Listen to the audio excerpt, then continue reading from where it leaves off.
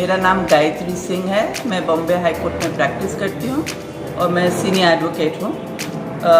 मुझे बस 2 शब्द बोलना है कि ई श्रम के बारे में। ई श्रम में रजिस्टर करना बहुत ही ज़रूरी है, क्योंकि ये एक स्कीम है जो सेंट्रल गवर्नमेंट ने बनाया है और वो सेंट्रल गवर्नमेंट के ज़रिए ये इसका जो आपको जो आईडी कार्ड मिलेगा उसका मान्यता सेंट्रल गवर्नमेंट देगी।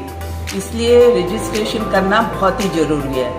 सवाल ये है कि अगर रजिस्ट्रेशन करने के बाद इसका क्या फ़ायदा होगा, ऐसा बहुत सारे लोग पूछते हैं। लेकिन ये फ़ायदा स्कीम के ज़रिए होएगा, जो स्कीम सरकार ने बनाया है या स्टेट गवर्नमेंट बनाएगी या सेंट्रल गवर्नमेंट बनाएगी, उसके ज़रिए जो भी कुछ फ़ायदा हम लोग ले सकते हैं वो स्कीम के ज़रिए से होगा।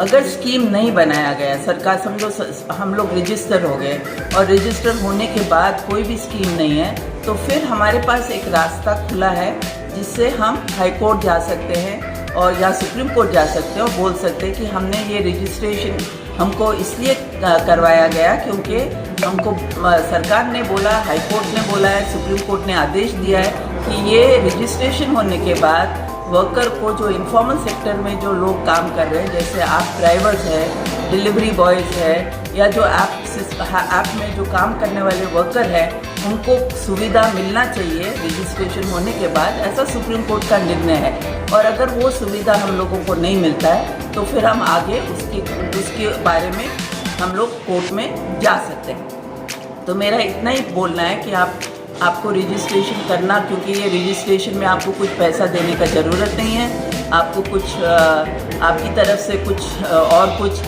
समझो पैसे का या डॉक्यूमेंट देना ज़रूरी नहीं है। सिर्फ आपका नाम, दूसरा जो आधार कार्ड है, ये सब देने के बाद आपका रजिस्ट्रेशन हो जाएगा और रजिस्ट्रेशन होने के बाद हम उसके बारे में आगे लड़ सकेंगे।